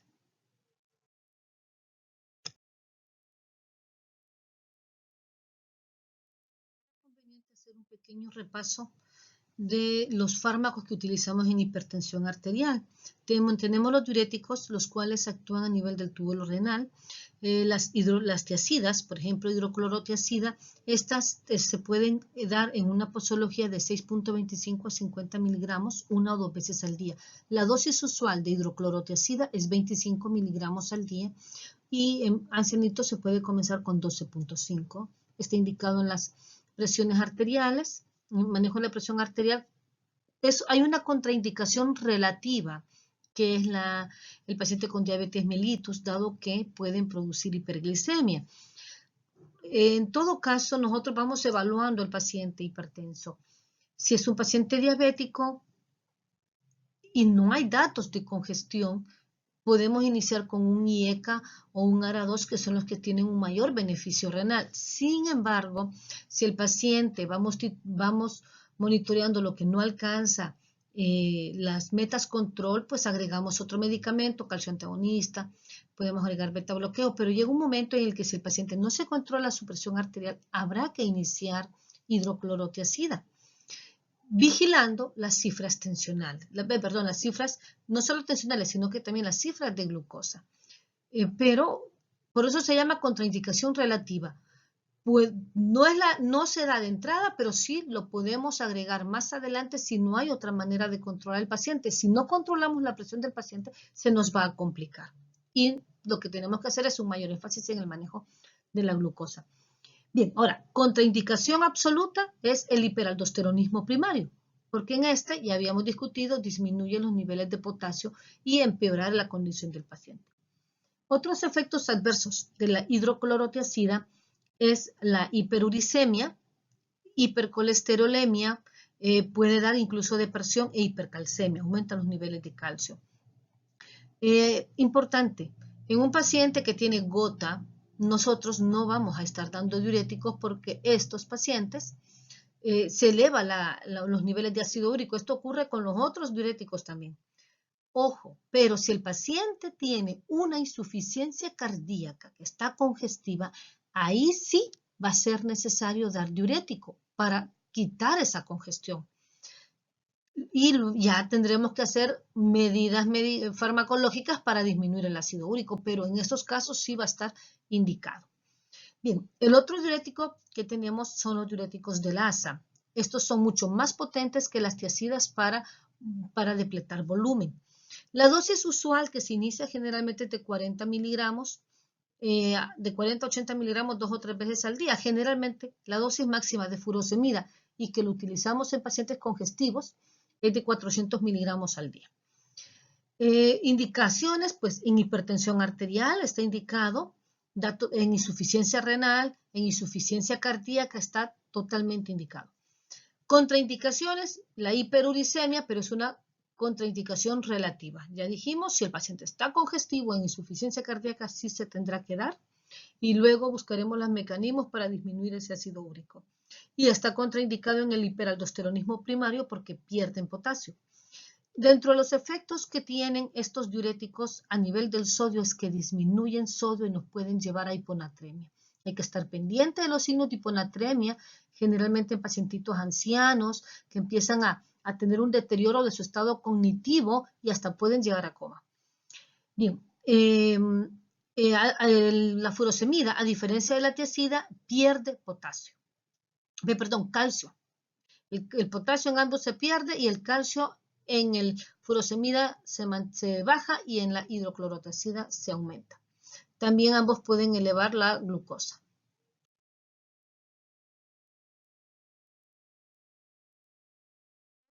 Los diuréticos son los diuréticos que ahorran potasio. Contrario a la furosemida y la tiazida, estos nos mantienen los niveles de potasio pues, y los elevan. Dentro de este grupo de los ahorradores de potasio están los antagonistas de la aldosterona, que es esplerenona y espironolactona, y tenemos los otros que solo ahorran potasio y no tienen ningún efecto a nivel de la aldosterona, triamtereno y amilorida. Es importante mencionar que este tipo de medicamentos que ahorran potasio pueden estar indicados perfectamente en el hiperaldosteronismo primario, pueden también apoyar en el manejo de los pacientes como coadyuvante a los otros diuréticos. Y tenemos como contraindicación la insuficiencia renal que cursa con hiperpotasemia. Ahora, en los medicamentos como eplerenona y espironolactona, puede elevarse el potasio, puede haber diarrea, ginecomastia, irregularidades menstruales. En los fármacos como triamtereno y amilorida pueden presentarse vómitos, calambres en las piernas, nefrolitiasis y trastornos digestivos. El Luren, que es un fármaco que van a escuchar pues muy comúnmente en varios lugares de los varios pacientes en los pueblos, el Luren es una combinación de dos diuréticos, hidroclorotiazida más triamtereno, o sea, un perdedor de potasio más un ahorrador de potasio, pero siempre hay que estar vigilando los niveles de potasio. Es importante mencionar que el efecto de acción de la espironolactona es de 3 a 5 días, o sea, es un efecto prolongado. La dosis máxima de espironolactona puede llegar incluso a 200 miligramos al día.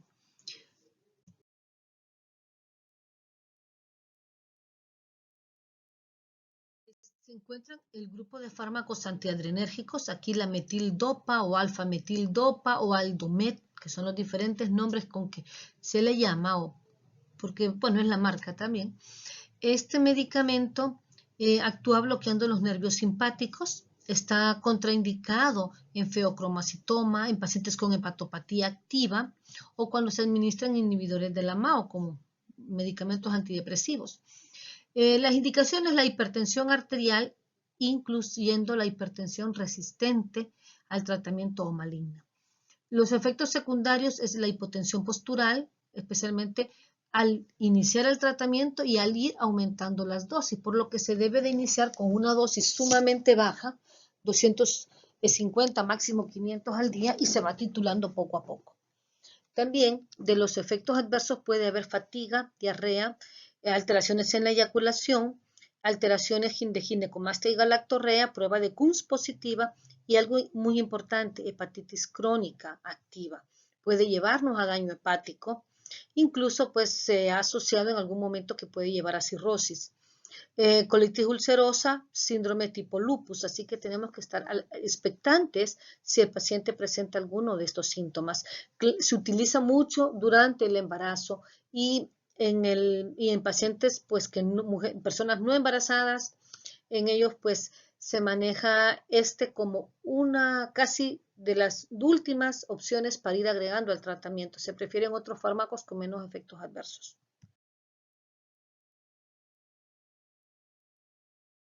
Fármacos antiadrenérgicos tenemos los que los que actúan a nivel de receptor beta y receptores alfa-beta. Dentro de los receptores beta, propranolol, atenolol son los fármacos que más se han utilizado. Están indicados también en hipertensión, pueden darse también en angina, insuficiencia cardíaca, al igual que en la betalol y carvedilol. Importantísimo, contraindicados cuando hay una insuficiencia cardíaca congestiva. O sea, los beta bloqueantes se utilizan en insuficiencia cardíaca porque evitan el remodelado ventricular, pero se inician cuando el paciente no está congestivo. Si el paciente llega con una crisis de insuficiencia cardíaca hasta congestivo, ese paciente no debe de iniciar beta bloqueo hasta que hayan pasado 24 horas ya con diuréticos y que ya su estado congestivo ha cedido. De lo contrario, no se dan. Bien, también están contraindicados en asma y en EPOC. En pacientes con diabetes mellitus es una contraindicación relativa. Si el paciente está con antidiabéticos orales, pueden enmascarar los síntomas de hipoglicemia y por otro lado también aumentan los niveles de glucosa. En cuanto a la administración de inhibidores de la MAO, también están contraindicados y cuando hay bloqueo cardíaco. Se contraindican también el uso concomitante con verapamilo y diltiazem por aumento del riesgo de bradicardia. En algún momento los cardiólogos lo llegan a considerar cuando tienen taquicardias o arritmias cardíacas de muy difícil control, pero le dejaremos el manejo al cardiólogo.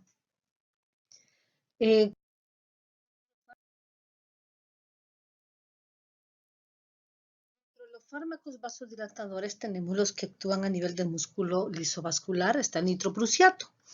El nitroprusiato es un medicamento de uso hospitalario, si es posible de unidad de cuidados intensivos. Está indicado en hipertensión maligna, en varias indicaciones de emergencia hipertensiva. Hay que tener cuidado porque este medicamento puede producir incluso intoxicación por cianuro. Tenemos también los que actúan como antagonistas del calcio. Aquí tenemos dos grupos, las dihidropiridinas y las no dihidropiridinas. Dentro de las dihidropiridinas tenemos la nifedipina y la amlodipina. Ambos medicamentos pueden producir edema. La nifedipina tiene más este efecto que la amlodipina, pero en realidad son ambos. Pueden producir cefalea, especialmente la nifedipina. Están contraindicados en insuficiencia cardíaca, en el bloqueo cardíaco y dentro de los efectos secundarios está la taquicardia, rubor, alteraciones digestivas, incluso se ha asociado hiperpotasemia, edema y cefaleas. Importante, la nifedipina puede producir isquemia, por tanto no lo den en emergencia hipertensiva. Y tampoco se vaya a usar nifedipina sublingual, porque puede empeorar el evento cerebrovascular en un paciente o producirlo porque puede producir hipotensión severa. No dar combinado, ¿verdad?, con otros medicamentos, nifedipina con amlodipina, esa combinación no porque son del mismo grupo. Las no dihidropiridinas, está verapamilo y está también el diltiazem. También se utilizan como antihipertensivos, pero también tienen un efecto a nivel de antiarrítmicos en taquicardias supraventriculares, contraindicados en insuficiencia cardíaca, en el bloqueo también. Efectos puede dar estreñimiento, cefalea y edemas en miembros inferiores. La combinación de estos medicamentos, verapamilo o diltiazem, con el beta bloqueo no se debe de hacer la combinación por el riesgo que aumenta la bradicardia. Los cardiólogos han tenido que utilizar esto como última herramienta ahí casi en manejo farmacológico a veces para controlar algunas arritmias. Quizás no se dispone de dispositivos implantables para el paciente para manejo de arritmia, entonces a veces tienen que hacer combinaciones de este tipo, pero no es lo que tenemos que hacer usualmente.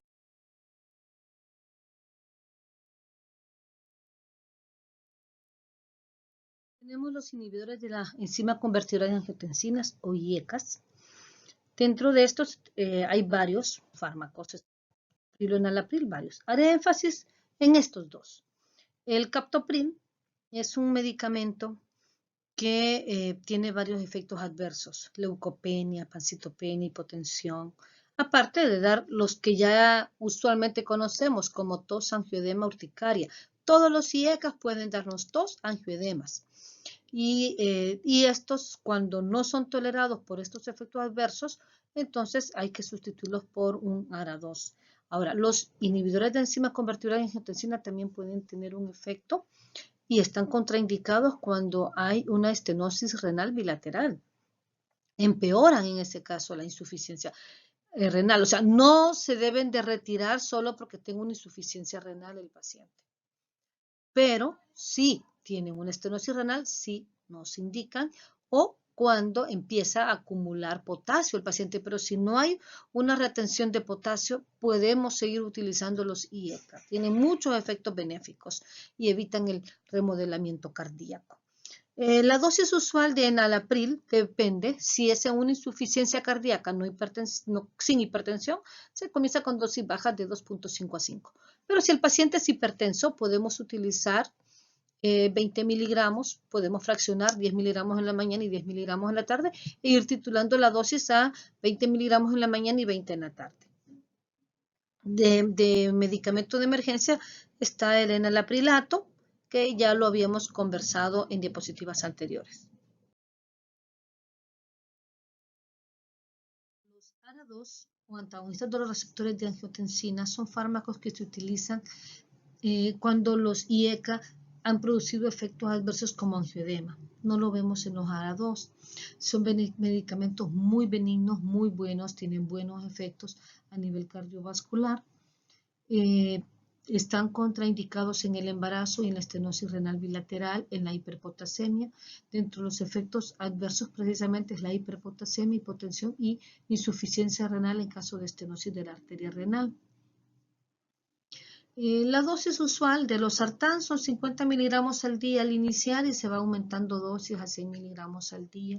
El irbesartán de 150 al inicio y se aumenta a 300 miligramos.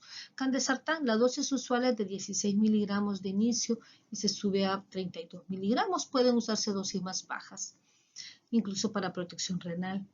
Los antagonistas de aldosterona ya los comentamos en la sección de diuréticos. Sin embargo, los sacamos aparte porque es importante aclarar que los efectos de la aldosterona son terribles a nivel cardiovascular. Al antagonizarlos nos traen múltiples beneficios y pueden retrasar o disminuir también ese remodelado ventricular. Así que están indicados también en insuficiencia cardíaca.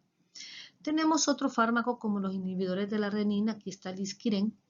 Se dan cuando hay nefropatía diabética, están contraindicados en el embarazo, pueden producir angioedema en menos grado que los IECA y pueden producir hiperpotasemia. No se debe de combinar al Lisquiren junto con un IECA o un ARA2 porque pueden empeorar el daño renal. Veamos unos pequeños casitos. Femenina de 56 años, hipertensa desde hace 3 años, tratada con nifedipina, antecedentes de dislipidemia, asma bronquial, acude a su consulta por edema en miembros inferiores, niega disnea de esfuerzo, niega ortopnea, niega disnea paroxística nocturna, al examen físico, presión arterial 120-80, frecuencia cardíaca 80, respiratoria 16, afebril, no hay ingurgitación yugular, cardiopulmonar, no se escuchan ruidos patológicos, a nivel de abdomen normal y extremidades hay un edema frío no doloroso y no hay datos de insuficiencia venosa. ¿Qué hacemos con esta paciente? Bien, en primer lugar, dado que viene con un edema en miembros inferiores, tenemos que hacer un diagnóstico diferencial por el edema en miembros inferiores. Dentro de las causas de edema en miembros inferiores está la insuficiencia cardíaca, pero clínicamente esta paciente no tiene insuficiencia cardíaca. No hay disnea de esfuerzo, no hay ortopnea, la paciente no tiene ingurgitación yugular, no hay crépitos en pulmones, por tanto, esta paciente no tiene insuficiencia cardíaca. 2. ¿Qué otra causa podemos tener de edema en miembros inferiores? Datos de trombosis venosa profunda, pero la paciente no tiene insuficiencia venosa ni hay datos en el examen físico que orienten a una trombosis venosa profunda. Una hepatopatía, en el examen físico no hay datos de hepatopatía, ni siquiera hay circulación colateral o ascitis. Un mal estado nutricional, pues no es comentado, por tanto consideraremos que no tiene un mal estado nutricional. Entonces, ¿qué puede estarnos produciendo este edema? En el contexto de la paciente, tenemos que recordar los efectos adversos que acabamos de revisar de los fármacos. La nifedipina es un fármaco que produce edema en miembros inferiores. ¿Qué procede entonces? Si el edema no es importante,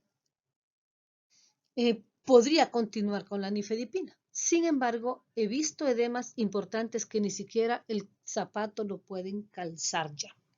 En estos casos, lo recomendable y por la magnitud del edema es mejor retirar el fármaco e iniciar otro fármaco. Podemos dar, en el contexto de la paciente, un fármaco que no tenga tanto efecto, por ejemplo, con respecto a las otras comorbilidades. O sea, el paciente tiene una dislipidemia. Si tiene una dislipidemia, ya de entrada evitaría iniciar un diurético, evitaría dar un atenolol por esa dislipidemia. Ahora bien, con asma bronquial, ¿qué medicamentos no estaría dando? No daríamos tampoco beta bloqueo, porque aumenta el riesgo de hiperreactividad bronquial. En este contexto, un IECA puede ser una excelente opción para esta paciente como medicamento de entrada al hacer el cambio. Otro fármaco que podemos dar es un ARA2, candesartán, y valorar a la paciente en la evolución. Ahora, si con el nuevo medicamento la paciente no alcanza los valores esperados y en el centro de salud solo tengo diuréticos y tengo beta bloqueo, la opción sería un diurético. ¿Por qué? Porque aunque puede subir la dislipidemia, es algo que yo puedo manejar, dieta, ejercicio, fármacos y bajo la dislipidemia. Pero con las crisis de asma bronquial, esto es una patología que puede amenazar la vida del paciente. Entonces no voy a dar el beta bloqueo. Claro, eso va a ser en la evolución de la paciente. Paciente de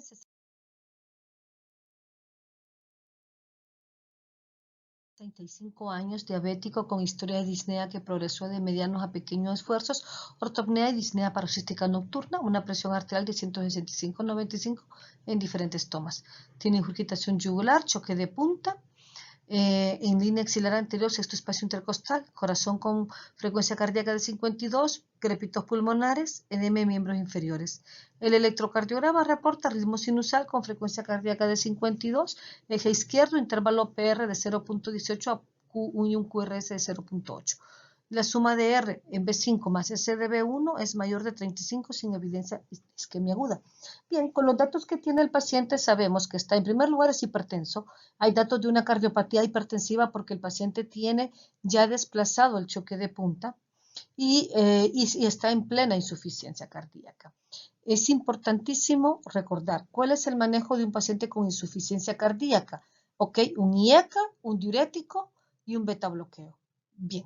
El diurético preferiblemente el de ASA. Ahora, en este paciente, ya dado que ya la disnea es una disnea en reposo, habrá que administrar furosemida de entrada. 40 miligramos intravenoso podemos administrarlo sin temor a complicar al paciente. Entonces lo administramos, esperamos una hora y miramos la evolución. Ahora, ¿Cómo sé que este paciente va a ser un manejo ambulatorio o un manejo como una emergencia hipertensiva? La instauración de la insuficiencia cardíaca nos lo va a decir. Si la insuficiencia cardíaca, los datos, viene de un mes de evolución, 2, 3 meses, es una instauración que se ha ido dando con el tiempo y que no había sido tratado y se ha ido congestionando. Es un paciente que le damos el manejo, lo descongestionamos con furosemida 40 miligramos y Ivesta, esperamos que mejore, podemos administrar otros 20 o 40 miligramos y una vez compensado el paciente se maneja ambulatoriamente. Con furosemida 40 miligramos más enalapril 20 miligramos o un Araros. Ahora, si la instauración de la insuficiencia cardíaca es aguda, en este caso el paciente se debe de manejar de forma aguda, como una insuficiencia o posiblemente un edema agudo de pulmón. Hay que hacerle rayos X y darle furosemida stat y este paciente queda en observación. Bien, ahora, en el manejo de la insuficiencia cardíaca mencionamos el beta bloqueo. El beta bloqueo nosotros tenemos que individualizar los casos y ¿qué es lo que tenemos que tomar en cuenta? Ojo, los efectos adversos o las contraindicaciones. El paciente no es asmático, no tiene datos de bloqueo cardíaco porque el PR está normal. No hay datos de bloqueo de rama porque el QRS está normal. Así que no tenemos ninguna contraindicación a ese nivel. Tenemos que hay una hipertrofia de ventrículo izquierdo y se va a beneficiar de un beta bloqueo o de espironolactona para evitar el remodelado ventricular. Pero hay algo en él. Tiene bradicardia. Y la bradicardia es una contraindicación absoluta para ese beta bloqueo. Por tanto, aunque está indicado en las guías dar beta bloqueo, en el contexto del paciente no se da para no complicar el estado del mismo. Igual damos seguimiento. Este paciente debe de ser referido al especialista en medicina interna o cardiología en un hospital de segundo o tercer nivel. Hay que pedirle rayos X de tórax, PA, un electrocardiograma, las pruebas de Boone, creatinina, el hemograma, los electrolitos, pero eso lo podemos hacer como medicina general, pero lo vamos a remitir. Ahora, si el paciente les llega de control y el paciente no tiene cita todavía en cardiología o medicina interna, ustedes pueden seguir ajustando la dosis de medicamento o aumentando la dosis hasta llegarlo a compensar en lo posible. Masculino de 75 años con antecedentes de gota, con historia de 2 meses de disnea que progresó de medianos a pequeños esfuerzos, ortopnea y disnea paroxística nocturna. Presión arterial de 160 a 99 en diferentes tomas. Ingurgitación yugular, choque de punta de 3 centímetros, línea axilar anterior, sexto espacio intercostal. Corazón, una frecuencia cardíaca de 75 por minuto, hay edema en miembros inferiores y en el electrocardiograma, el ritmo sinusal, frecuencia cardíaca 75 por minuto, eje izquierdo, intervalo PR mide 0.22, QRS de 0.10 sin evidencia de isquemia aguda. Bien, en el contexto del paciente concluimos que tiene una insuficiencia cardíaca congestiva. De entrada, en este pacientito, vamos a tener que dar un medicamento que nos baje la presión arterial y aquí IECAS están indicados en paciente con insuficiencia cardíaca congestiva o un ARA2. Demos enalapril. Podemos dar enalapril en dosis plena porque anda 160-99. Entonces podemos dar 20 miligramos ahorita de entrada. Pero también está congestivo y aquí tenemos que dar diurético. ¿Tiene gota? Sí, sí tiene gota. Pero me lo va a matar la congestión antes que la gota. Así que vamos a tener que dar furosemida, 40 miligramos intravenosos stat más, incluso a veces con solo la furosemida puede bajar la presión arterial, pero demos 40 y si estuviese un edema agudo de pulmón hasta 80 miligramos para iniciar se puede dar o más, a veces 120, 80 miligramos intravenosos de furosemida, damos el antihipertensivo y estamos evaluando al paciente. Bien. Una vez sacado del estado congestivo, habría que considerar si se da beta bloqueo porque es parte del manejo de la insuficiencia cardíaca, pero ojo, ¿qué condiciones tiene este paciente para no dar beta bloqueo? No hay antecedente de asma, no está bradicárdico, pero ojo, el electrocardiograma. En el electrocardiograma el intervalo PR mide de 0.22 y el intervalo PR lo máximo es 0.20. Cuando el intervalo PR está prolongado, quiere decir que hay un bloqueo AB de primer grado. Ojo con eso. Bien, entonces en el manejo, pues se da manejo de insuficiencia cardíaca y estar evaluando al paciente. Démosle seguimiento y podemos ir triturando dosis. Hay que remitir al paciente para que el cardiólogo pueda completar los estudios en el hospital. Paciente masculino de 87 años, hipertenso crónico mal controlado con historia de cefalea intensa y posterior pérdida del estado de conciencia. Lo encuentran con presión arterial de 210-170, hemiparesia facio-brachiocrural derecha. Al administrarle medicamento, vaya enalaprilato, una ampollita, presenta presión arterial control en una hora de 190-110 milímetros de mercurio. La pregunta es, ¿debe continuar disminuyéndose la presión arterial? Bien. Tenemos que recordar que es lo que nos dicen las guías. Nos dicen que si hay un evento cerebrovascular, definir si este es hemorrágico o isquémico. Que si es isquémico, definir si va a trombólisis o no. Y que en el caso de que sea un isquémico que no va a trombólisis, el objetivo de reducir la presión arterial en base a presión arterial media es entre un 10 y un 20% de presión arterial media, en promedio 15. Bien. Es difícil predecir cuánto va a bajar la presión arterial con una dosis de enalaprilato o con cualquier otro fármaco. Es muy difícil valorarlo. Entonces nosotros lo administramos y valoramos la presión arterial cómo ha disminuido. En el contexto de nuestros hospitales, de hospitales de un segundo nivel muchas veces, quizás en los terceros sí se cuente con tomografía. Usualmente no tenemos tomografía, el paciente tiene que ir a hacer a una institución privada y no se cuenta siempre con ese recurso y no lo podemos hacer. Entonces vamos a manejarlo como un paciente que ha tenido un evento cerebrovascular isquémico con una reducción de la presión arterial media de 10 a un 20%. ¿Cómo hacemos los cálculos? Bien, en primer lugar necesitamos valorar la presión arterial de inicio. O sea, el paciente llegó con 210-170 de presión arterial y hacemos el cálculo de presión arterial media, que en las diapositivas anteriores está la fórmula. Dos diastólicas se multiplican más la suma de la presión sistólica y esto se divide entre 3. La presión arterial al inicio, cuando fue recibido en el hospital, es de 183. Luego vamos a calcular cuál es nuestro rango meta en el cual diré hasta aquí me quedo y de aquí ya no bajo más la presión. Entonces sabemos que es de 10 al 20%. Entonces calculamos el rango mínimo, el 10%. El 10% va a ser el 10% de 183, que es la presión que acabamos de calcular de inicio, presión media, y es 18.3. Entonces, a esa presión arterial media menos 18.3 hemos encontrado el rango mínimo de reducción de presión arterial mínima, que es 164.7. El rango máximo para reducir la presión arterial media es del 20%. Entonces, son 36.6 menos 183 nos da un mínimo o la reducción máxima de a 146.4. Por tanto, el rango en el cual yo espero que esté la presión arterial media, y lo vamos a manejar así esas 24 horas, es con una presión entre 146.4 a 164.7 la presión arterial media. Calculamos entonces la presión arterial media que tiene el paciente.